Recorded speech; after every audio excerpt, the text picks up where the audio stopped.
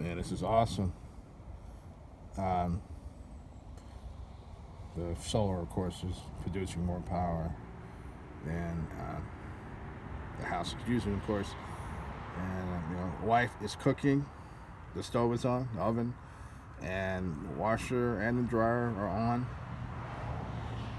So, and actually charging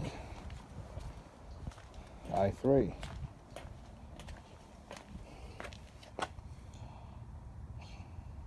So I'm impressed. I'm actually looking forward to when we get to Tesla, how that's gonna, how that's gonna do when we start charging that. I don't know if I can. I'm sure the Tesla, I'm gonna get a level 2 charger installed.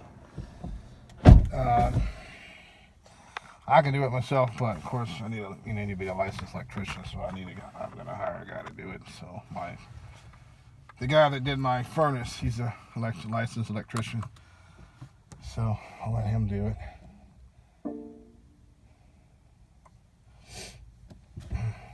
Oh, of course I'm charging. It won't.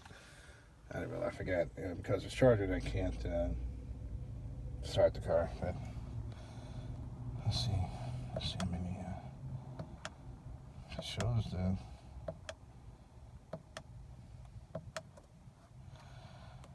Getting up the miles though, 10,461,000. Oh, okay, there it is. It's 30. I haven't charged this car in like 2 days, 37%. So I'm gonna let it do its thing, let it charge, and it's gonna take all day. I'll probably just go to one of those public chargers, level 2, and charge it. So, anywho, just want to say, if you get an electric car and you're able to have solar, it is a must. It will save your money on charging, of course.